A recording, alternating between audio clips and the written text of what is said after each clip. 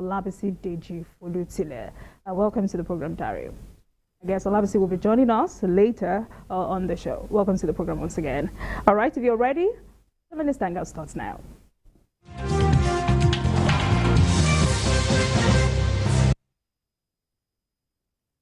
Welcome back. Like the proverbial leaves of the coconut tree, which gets harder rather than softer, the security situation in Nigeria continues to fester rather than abating. Two attacks by terrorists on the convoy of advanced team of President Muhammadu Buhari and the Medium Security Custodial Center in Abuja are clear signs that things are degenerating. The Islamic State in West Africa province has claimed responsibility for the attack on Kuje Custodial Center, where about 879 inmates, including 64 Boko Haram terrorists, were freed. The group confirmed this in a 38-second video they released online. Meanwhile, President Muhammadu Buhari, who visited the scene to assess the level of damage, expressed disappointment with the intelligence gathering system at the Medium Security Custodial Center. Let's share this story with you. All right, we'll be back to that package, but then let's start our discussion, Dario. When you heard these stories, two major critical issues, what came to your mind?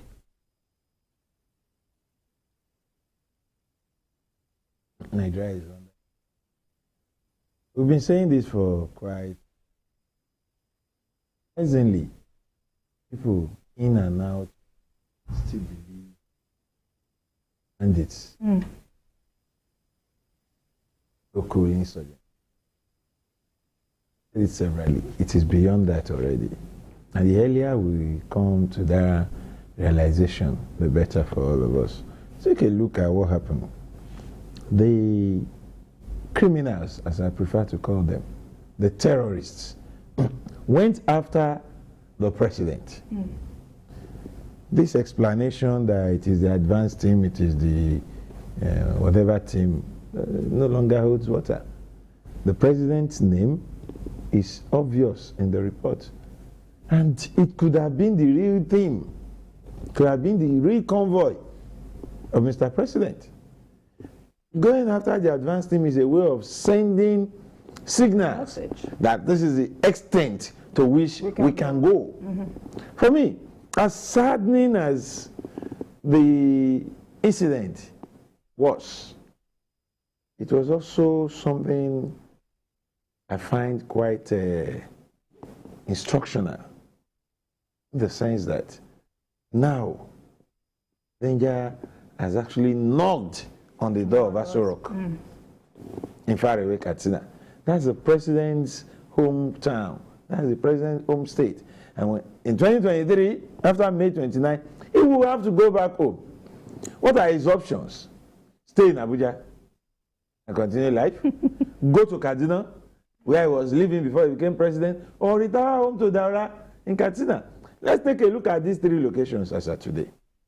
Kaduna is unsafe, under constant attack by so-called bandits, terrorists, insurgents, kidnappers. Katsina, we saw what happened there. On a daily basis, we hear stories of kidnap, cattle rustling, banditry, name it, robbery in Katsina. Various parts of the state, from Dosama to Jibia to Kankia to Daura,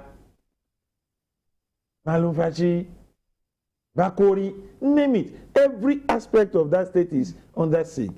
Every part. Now come to Abuja, the seat of power, where we felt that there has been some respite for some time. Kuje Correctional Center, in the heart of the city, was attacked. And you see, when I read the report... And in a place where Nigerians consider to be the safest. That's exactly what I'm telling you. I read the report that said the security forces repelled, and I got angry. If you repelled, how are the prisoners freed? If you repelled, how come all the gates, all the fences are down? It took away, and the Ministry of Defense came out to tell us, that all Boko Haram detainees in that correctional center are gone. So what did we repel? All right, Ari, now we understand that jailbreak is not a peculiar thing to Nigeria. It's a global phenomenon. But with the rate it happens here in Nigeria, how disturbing should this get for us? It is disturbing. Not too long ago, we had your war, jailbreak.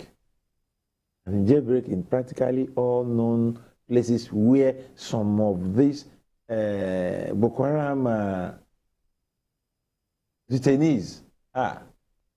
It is enough, and that's why, you see, I felt some sort of relief when Mr. President said, finally, that he's disappointed with the level of intelligence gathering. I felt, oh, perhaps it would take some things to happen for some things to give.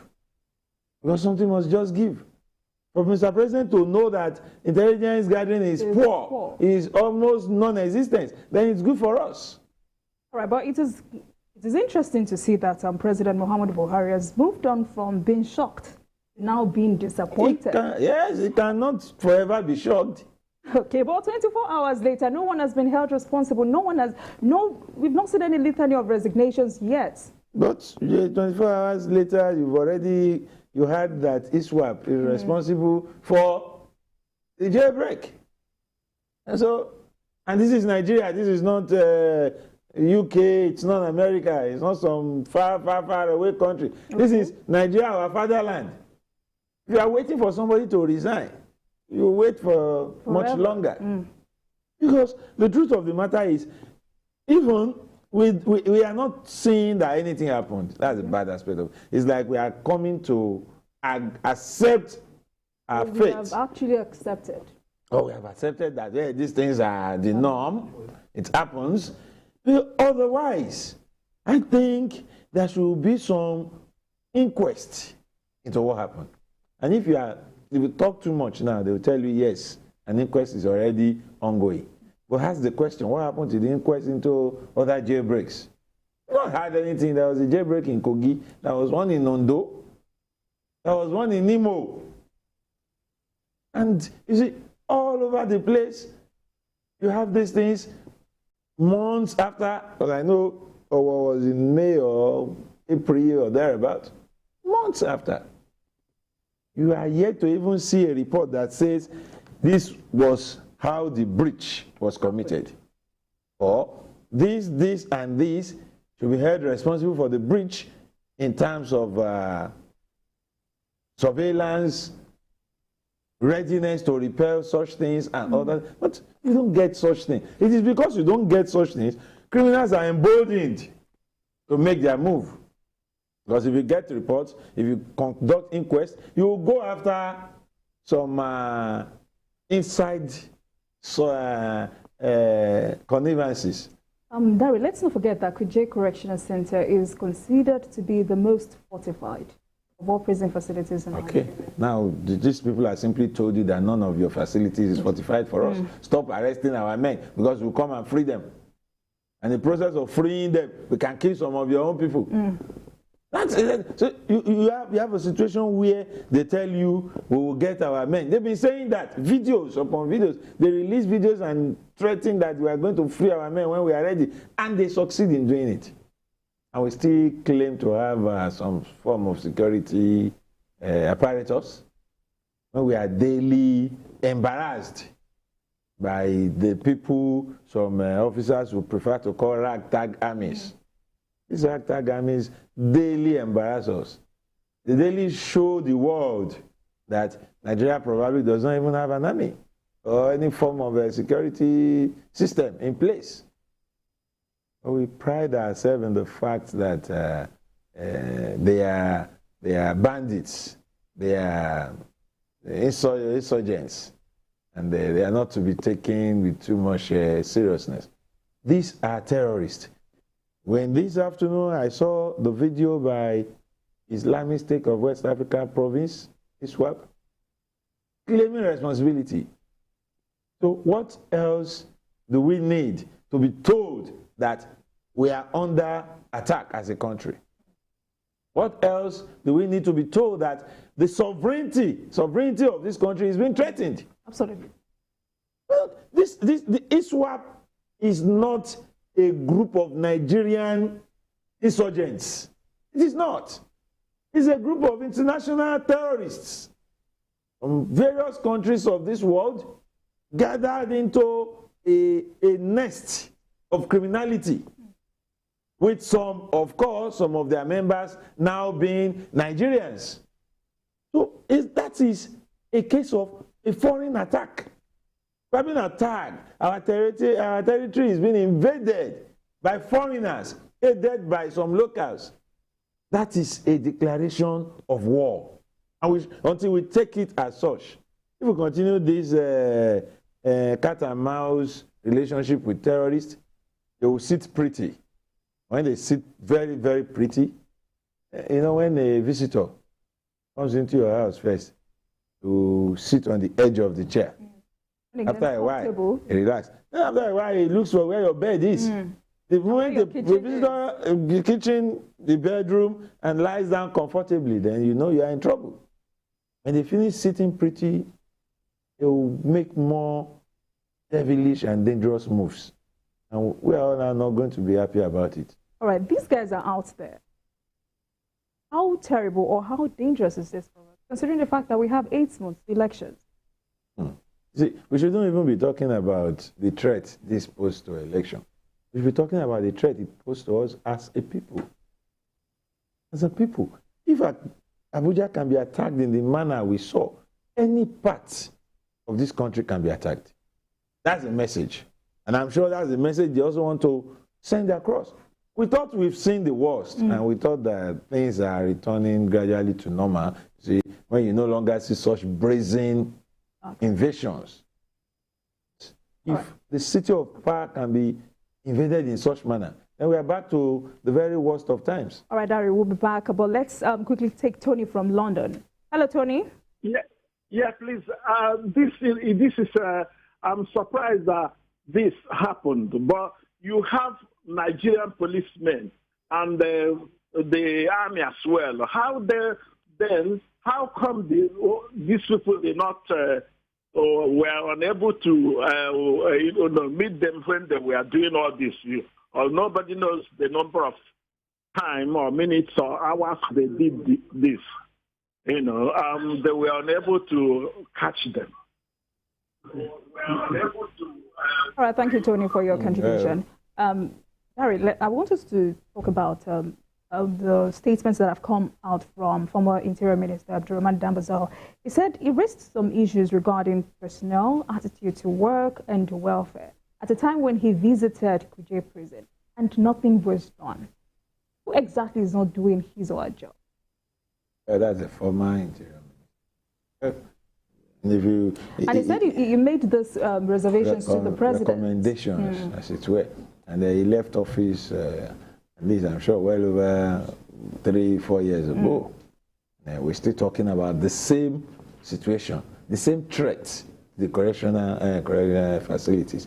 What this simply means is that if a minister is at the top of a ministry concerned with taking care of these breaches or these threats, if he is complaining that he made recommendations and nothing was done, the same question I would want to ask is the one you ask. All right, who should be doing something? All right, we'll talk about this more when we come back from this break.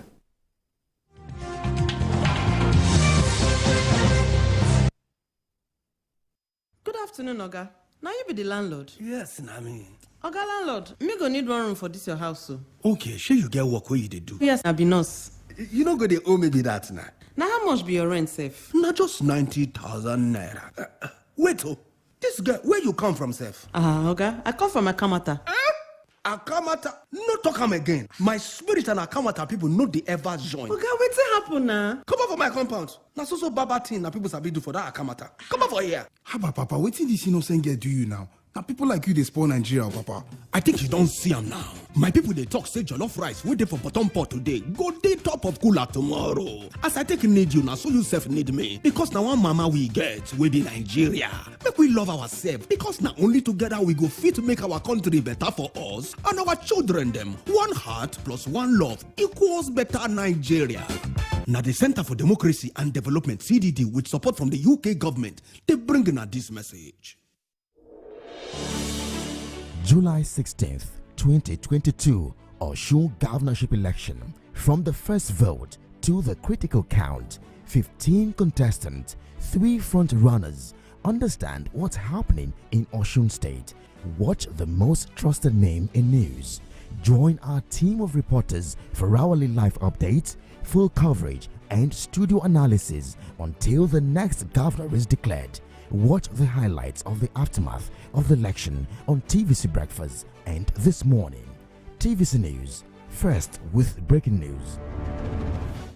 The National Assembly is a busy place. As the bastion of democracy, it is a place where bills are presented, motions debated, laws made, and the yearnings of the people are laid bare. Come with us as we take you through the workings of the National Assembly. We take you through plenary, committee meetings, and probes, all to ensure smooth working of the democratic process.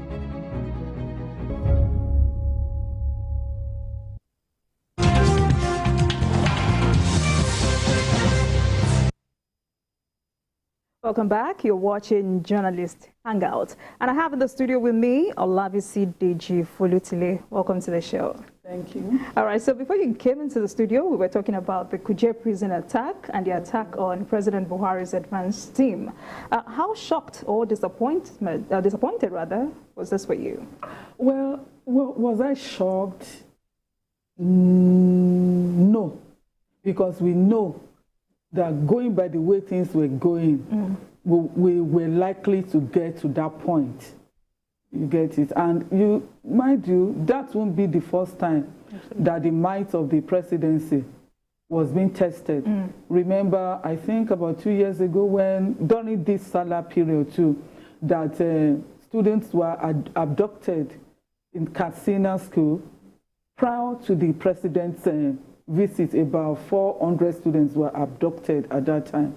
And also remember that about 4 or so years ago, we had about security breach, even in Nassau Rock, inside Nassau Rock itself. I remember. Where there were shootings in Nassau Rock. So a lot of things has been happening in the past that will make you to know that someday, probably even the president himself may face attack from these terrorists. And remember the way they talk, their boast.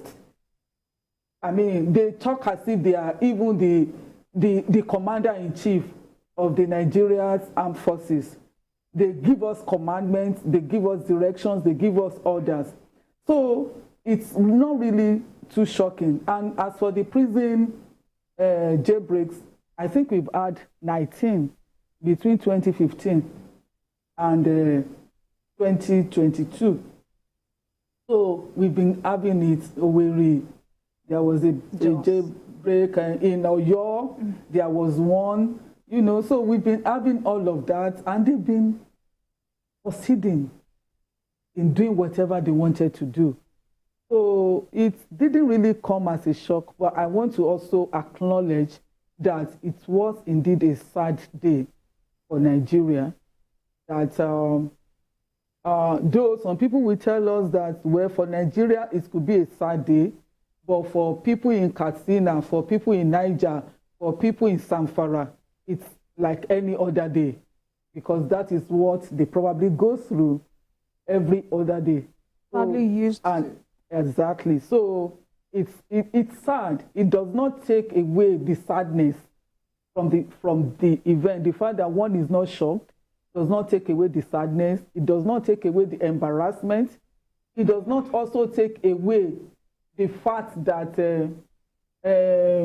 Nigerians are now more like hopeless. All right.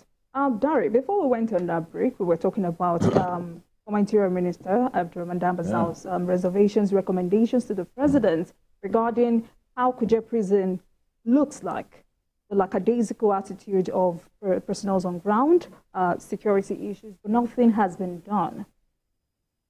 I was asking Dari that question before we went. I would like you to continue. Yeah, like I said, that's the question on everyone's lips. And I'm particularly concerned. And I'm particularly concerned because if a person of this nature had made this issues out there. Saying that a serving minister as at that time saw the breaches, the threats to the correctional facility. Look, if we don't put this in place, remove this, take care of this, we are likely to be heading jailbreaks. And 4 or so years after I left office, we are confirming by incidents and testimonials that these things were not taken care of. The question remains, who should be taking care of those things? If a minister is not telling us why I was in office, I made recommendations to who? Must we always he made it to the president. edge towards wanting to centralize things that we have elected or appointed people to take care of? I'm not going to sympathize with Dan Bazaar on that, and I'll tell you why. If you are given an assignment or a position, and you discover that while in that office, you are unable to function, why don't you cry out? I don't expect that it's the president that will go to the correctional facilities and fix these things. The Ministry of Interior will still have to do it. You saw it, you made recommendations about it, it was not done, you left it that way, you moved on. Another minister has been in office for how many years now? So you mean to tell me he has not seen those threats? Is unaware of those breaches? It shows that in Nigeria, our political office holders, appointees and elected, do soldier go, soldier come. And they are not actually interested in getting the job done. They just go there to enjoy the perks of office. All right, Olariwaju, before we continue this discussion, let's have Olariwaju from Lagos. Olariwaju, as I said. Hello, Olariwaju. Thank you. Good. How are you? I'm very good. Yeah. Please go ahead. Can you imagine? Can you imagine? This government should stop kidding us. A Nigerian soldier that I know that went to Ecomog, settled matter in Ecomog. For the soldier now is not more active.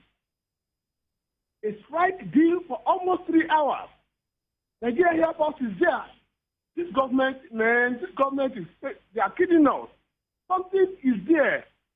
Something is there. They are just killing the soldiers. They are killing Nigerians.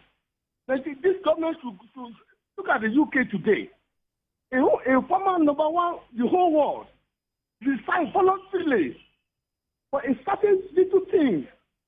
And this government of the Buhari of a thing, until... thank you very much, Olariwaju. Thank you for your contribution. Now, Olabisi, let me come to you. And this is me going back to what Dari said about if Abdurrahman Dambazao saw all of these breaches and did not do anything about it, despite the fact that he said he reported to the president, and the next minister is there, saw the breaches also and didn't do anything about it. This brings to fore the silence culture in Nigeria. Well, I would like to disagree a bit with Dari on that, because as a minister, your own is to actually make recommendations. He does not have the power to implement without finance, and he doesn't also have the power to generate that required funds for whatever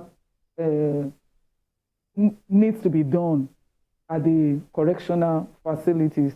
So we cannot really heap all the blame on him. We should at least acknowledge the fact that he at least he saw and he reported. And like we say, the buck stops on the desk of the president. The president is the one that should give directive as to what funds should be released for the implementation of that. Now, let's even leave that aside. The current minister, we also tell you that he also made some recommendations, which include interdisciplinary security forces being maintained at the facility after the jailbreak at Oyo. Now, there are supposed to be military people there. There are supposed to be different kinds of security people on ground. But when this thing happened, we were also told that the military, the soldiers that were on ground, 33 of them, suddenly disappeared. Yeah. You know, shortly before that thing took place, and that the other people the other security officers also took cover. Perhaps the only people that stayed back were the NDDC, whatever people that, you know, one of them got killed and all of that. Then let's even look at the arms and ammunition that is even available to the people on ground that are meant to secure that facility. How good are they? Because we need to be asking ourselves, how is it that people that use motorcycles now overpower a nation that is supposed to have helicopters and different kinds of high-powered weapons or machineries that can be used to curb things like this? So, for me, I think it's just a reflection of the lackadaisical attitude of Nigerian leaders. I don't think from top to bottom, I don't think we really care, because like he also said, if the minister was that concerned and bothered, he should have kept on bringing it up and making it to be on the front burner. He didn't do that. He just did like, I've done my own, whatever is done. So the art is not there. You can't practice this in developed countries. See what happened to Boris Johnson now. How he was just removed, like as of yesterday, he thought he could still escape. But look at him today. They just told him point blank, you cannot continue. And he had to resign. All right, now let's quickly talk about the response time. We always have issues with response to emergency, quick response to emergency in Nigeria. Yeah, it's a product of the same ill we complain about, where the values we place on life, our values we place on service. It's still talking about this ministerial issue, or whatever it takes. You take something as your job and you see it as what's doing, you make prompt responses when the need arises. And you got it jealously. But you have a situation where I want to use the word alleged anyway. The soldiers allegedly fled. The policemen were said to be nowhere to be found. But that's the job of these people as at that time. Go there, guide that place. So if you see an invasion, are you supposed to disappear? All right, so could this have been, I do apologize, could this have been as a result of terrible welfare? See, look, maybe my approach to these things, if I have a job and the welfare is not good, I'll leave the job. I won't stay on that job, and because of terrible welfare, in quote, jettisoning the safety of other people that I'm saddled with protecting. It is not tenable. Such excuses are not acceptable. It's just the same thing as talking about what the former minister said. It goes beyond just recommendation for a minister. He's also in charge of implementation of approved projects. Let me explain this. All right. We, of course, she mentioned the issue of Aregbesola, talking about the recommendations he made. He didn't just talk about it after he left office. He's saying it now, he's still in office. He also took it to the Federal Executive Council, where it was discussed, presented for, so that he can get permission of Mr. President to go on. And there are some of the recommendations that are within his purview as a sitting minister. He already started implementing them. We didn't get to see this kind of thing. That's what I mean by the minister could have done more. Take it to the FEC, let's see it discussed. Let all of us know that the Federal Executive Council did not approve this. So that, okay, if he's talking about it today, he will be saying, I took it to the Federal Executive Council, it was turned down, or it was not addressed. You, as somebody who is identifying a problem, to make enough effort, not just to satisfy yourself, but to ensure that tomorrow some people's lives are not in danger. Look at inmates. They committed an offense. They were sent to a correctional center. Now they are dead. 4. Because the country failed them. Even in prison, Nigeria happened to them. All right, Dari, let's quickly take Simeon from Lagos. Hello, Simeon. Good evening, God. Good evening. Good evening, please. You see, the problem we are having in this country is that the leaders are not sincere. If our president said that he is not aware of what is happening now, what are we to do? If you go to GRA Ikeja here, you will see soldiers doing nothing. About police will be on a building, doing nothing there.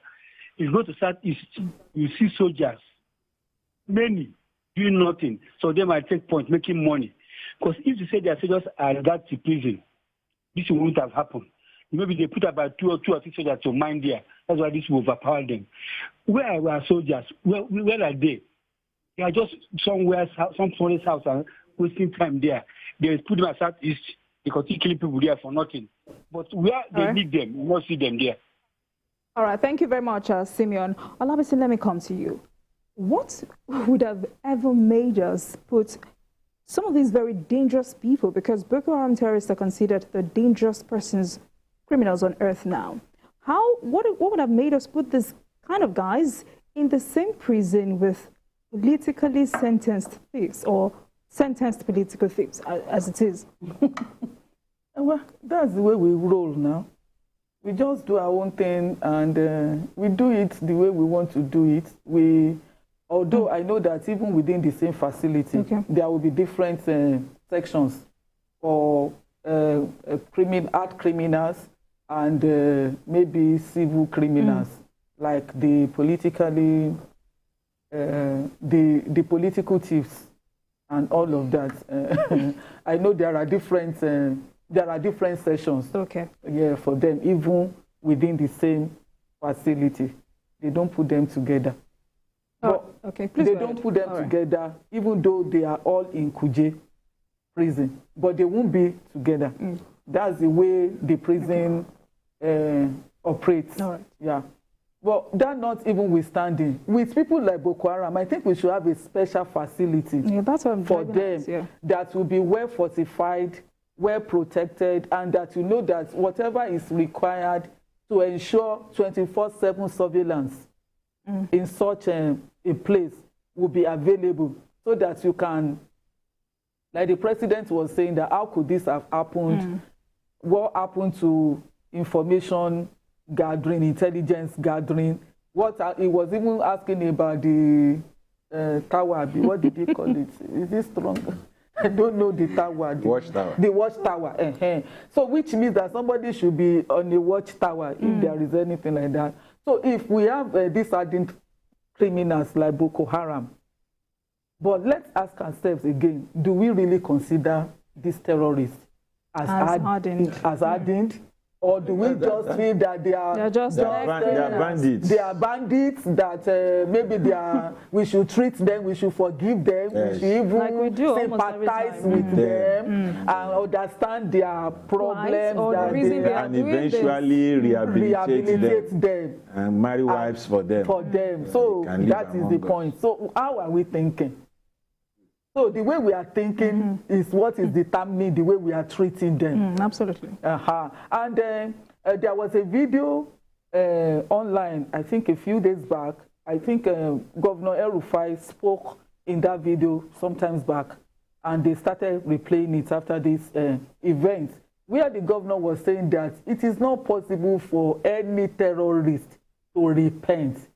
That repentance and terrorists, they are too different. Their minds apart. That is not possible. That it's better for that one to go and repent in heaven or in hell with his maker. That it is not right to grant, pardon for any terrorist, because they will still go back. That until they die, you cannot be sure that these ones are not a threat to the society. All right, guys. Before we go on, let's take Dr. Emeka from Surulere. Thank you very much. I appreciate it. I've always followed this program. It's so disheartening that this administration that we really, really campaigned for, we were at the vanguard. we spent our money calling on these journalist hangouts, calling on the Chief Yuri's programs, spent our money going around campaigning, even outside Nigeria. We have been really, really, really, really disappointed. We can't even talk. There is no way you stand anywhere and speak about this government that anybody will take you seriously.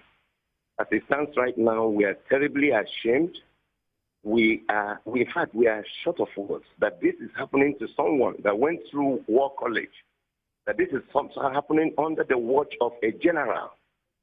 Where is the body language? Where is the guts? Where is the aura? Where is that glory of a general? I don't even know what to say. This is horrible. It looks like a conspiracy. In fact, I am... All right, thank you very much, Dr. Nika. Thank you for your contribution.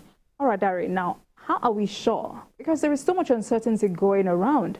How are we sure that these Boko Haram guys who have escaped would definitely be recaptured? Let's remember that the ones from Jos, the ones from Jos, they have not been recaptured up to now. You must be no, because I go by the words of the defense minister. Your optimism is such that it is infectious. And you are making me feel that I should just believe you. Anyway, let me tell you, this is Nigeria. The Boko Haram guys obviously were the targets of the invaders. They came for them. Hit them. They're not going to go to Gavi Park or Bagwalada bus stop and wait to be recaptured. They're not going to do that. They're going to go as far as they can go for now. Then they're going to get rekindled and reintegrated back into criminality. These are not small boy insurgents. These are some of their commanders that we lost many lives, soldiers, to capture. Number of Nigerian army officers killed by some of these people in the process of ending this insurgency, in the process of capturing these ones, you cannot begin to imagine.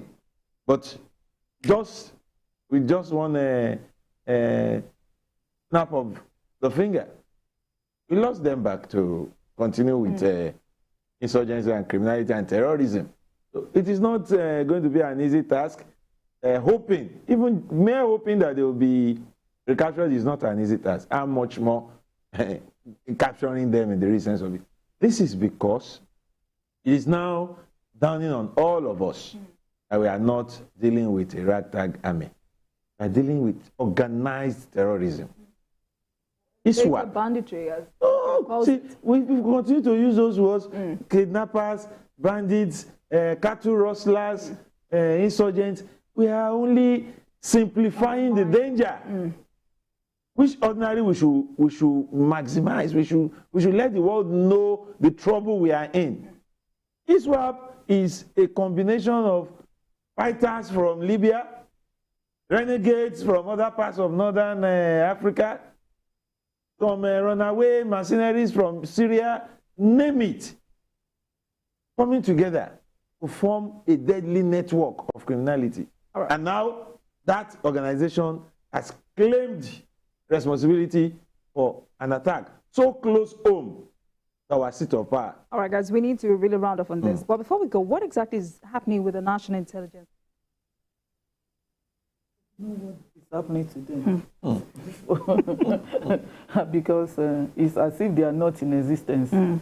Now, at least, happenings have proved that we have not really seen their... Quite ineffective. They have been ineffective. I don't know, because I don't think that this attack was planned in a day. It couldn't have been. More so when there have been demands in the past, specific demands for the release of these Boko Haram commanders in our prisons. There have been specific... Even as conditions for releasing kidnapped victims. So it cannot be something that was planned within hours. But apparently, we can't just find our intelligence anywhere And this is very sad. Oh, Dari. Well, all said and done, we've lost another chance to rid the world of criminals. We've lost another chance to prove to the world that we are capable of securing our own territory. Because such an invasion smacks of failure of everything that we can call intelligence in Nigeria. And I'm glad Mr. President said so. All right. All right, let's move on to another very interesting topic. The Eid al-Kabir celebration is upon us, and as it is the situation in our climb, it has come with rising prices of goods and services. The price of rams has increased significantly across the country ahead of the Salah celebrations. In Lagos, small-sized rams are being sold for 80,000 to 100,000 naira. Medium-sized ones go for 120,000 naira to 180,000 naira, while the big-sized rams sell for between 250,000 naira and 350,000 naira. While Muslims are lamenting over the high prices, the marketers blamed the development on cost of transportation and other commodities are not happy with low patronage at a time like this. Olabisi, let me start with you, you're a woman. Insurgency, high cost of living. How will Salah be for Muslims this year, 2022? How has life been for Nigerians in this 2022? But this is a celebration period. At least we need to, you know, yes, we are, out of all of the... yeah, we will celebrate, and we will celebrate with what we have. Because the points being made by these marketers is also real, it's genuine. Yeah. You know how much a liter of diesel costs now? It's, the last time I heard it was over 800 naira. And you know that this is what is used to even convey these animals from the north down here. So definitely the cost of transportation must have gone up. And also if you want to look at spare parts and all of that, look at the dollar to naira exchange rate, 610, 615. It will definitely impact on repairs and all of that, vehicle maintenance, and which are all important. And some of them even say they have to bring these rams from other neighboring countries. Now, even we don't even know whether Boko Haram is even affecting rearing of rams. We don't know. Because do you know that even this egg, you know, a crate of egg goes for 2,100 naira now. That was how much I bought it 2 days ago. Now, do you know that the main ingredient of making feed is corn? And that corn is being produced in the north. These farmers are no longer in the farm. So it is not even available. We now import corn. So so many things have gone wrong. So many things have gone wrong. And that is why we are having a situation like this. Even though normally, ordinarily, we always hear stories of prices of things going up during festivities. It's just that the amount now has just gone beyond what it used to be. But my advice is that, you know, it's a time of celebrating. It's not a time for you to wound yourself because you want to kill ram. If ram is not available, you can kill chicken. And if chicken is not available, you can buy meat. You can kill fish. You can kill fish and then just enjoy yourself. Just be happy and be glad. Dari, do we blame inflation? Of course you blame inflation. It's the issue of transportation. Spare parts. Trust Nigerians. Every little increase in the exchange rate, we want to take advantage of it in our various sales and services. But that's talking about this RAM issue. I think largely we must understand that this thing comes from the interiors, up north. These are the villages being attacked by bandits. And one of the things bandits do is cattle rustling.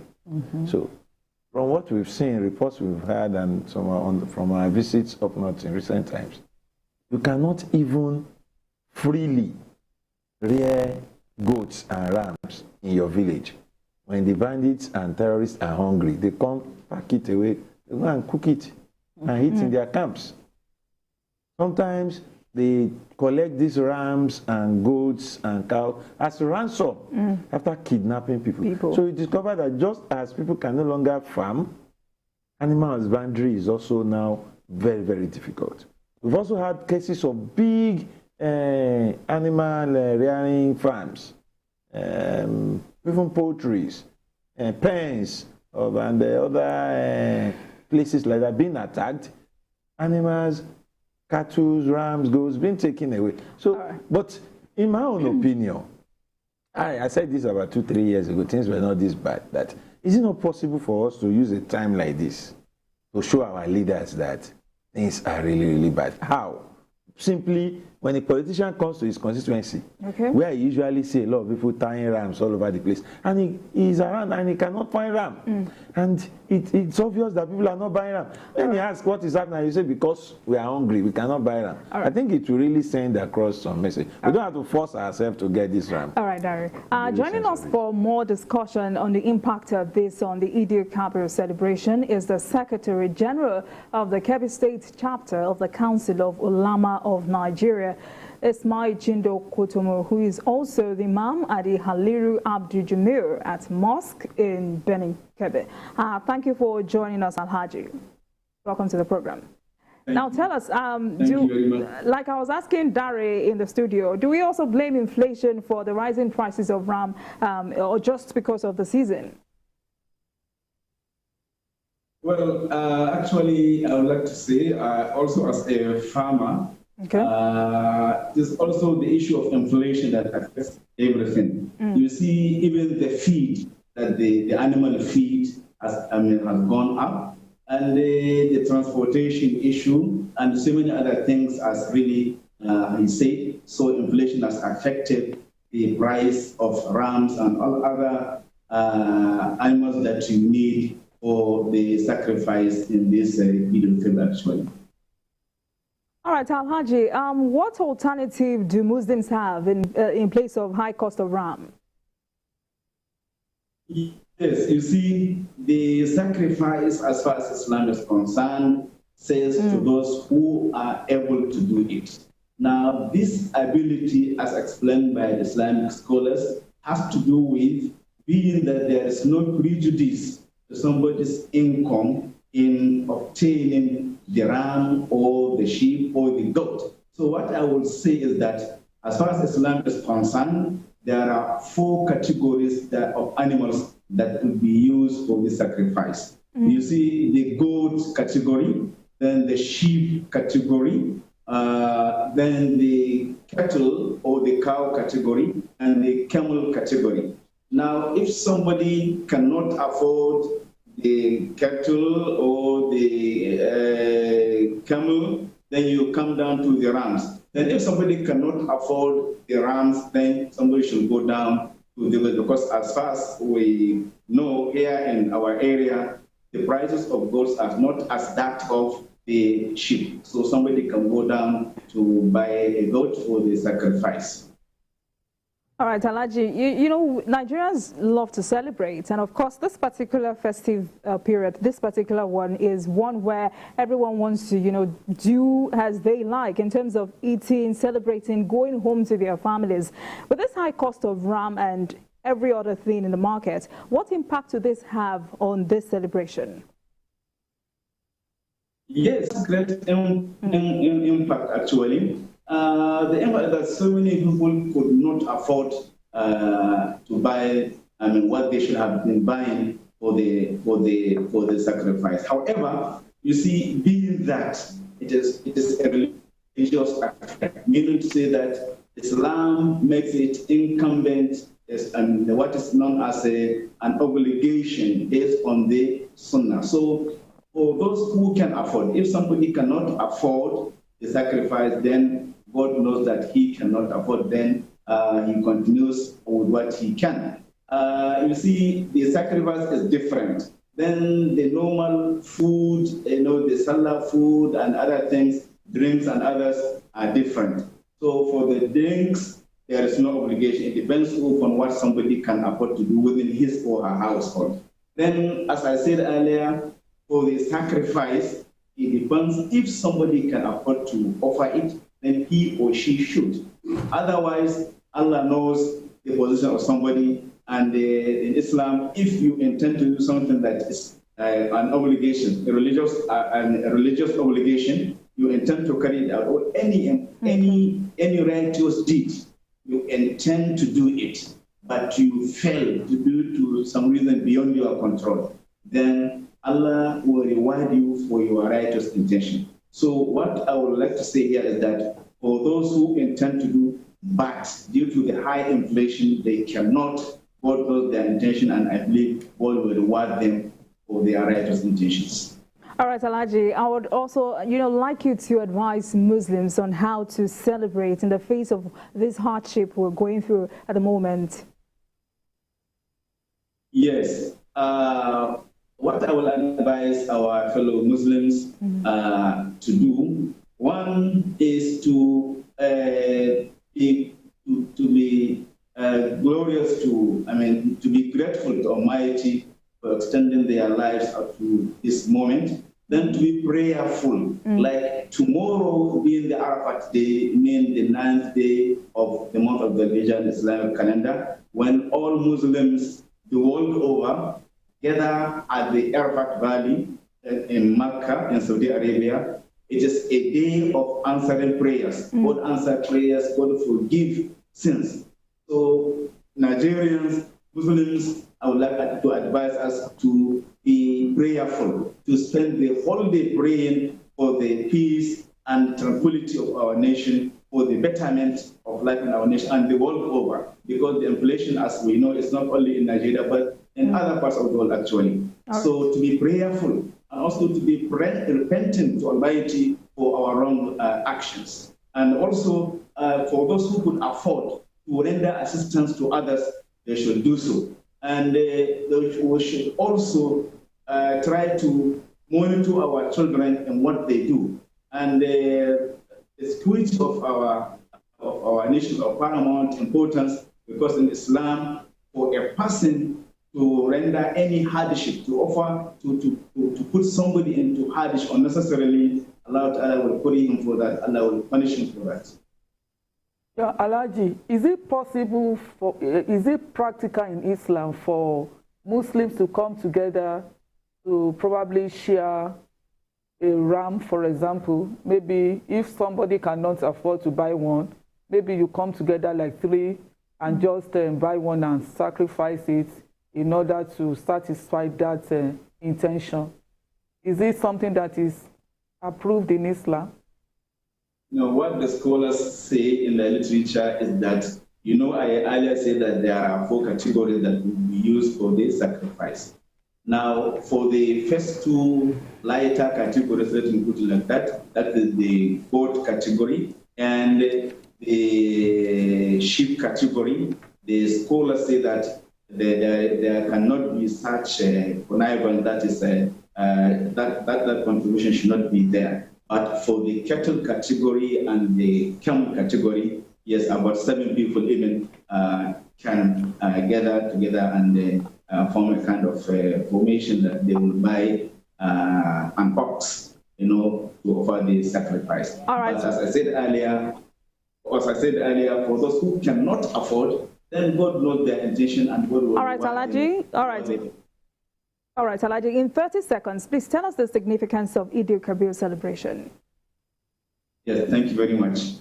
This part of the significance of the Eid al-Kabir celebration is that, one, the sacrifice that Muslims offer, the Prophet of Islam, peace be upon him, said that there is nothing that son of Adam will offer on that day that is dearest to Almighty Allah than offering that sacrifice. Right. And so there is reward for that sacrifice.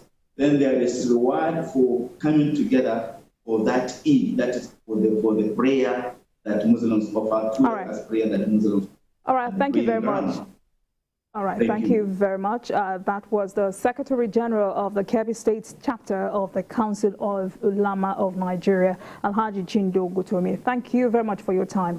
All right, gentlemen, that's all we can take on the show today. Yeah. Thank you very much for coming. It's a pleasure. All right, that's all on Journalist Hangouts. Join us tomorrow for another episode of the program. You can watch the repeat broadcast of this episode tonight at 11.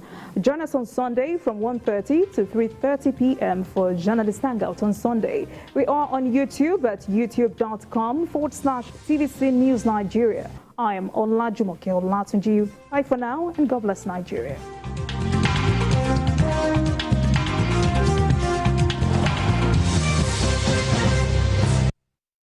The following is a paid presentation by ShopX TV.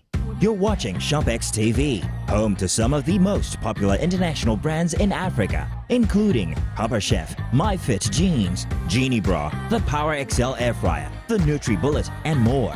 ShopX TV has brought you the latest innovations in lifestyle, fitness, and cooking from across the globe. And now, we are happy to bring you the Papa Chef XL Collection. Each pan in the Papa Chef XL Collection features Papa Chef's innovative stainless steel induction plate that heats food quickly and evenly with no hot spots, making it perfect for any surface, electric, gas, ceramic, and induction. And because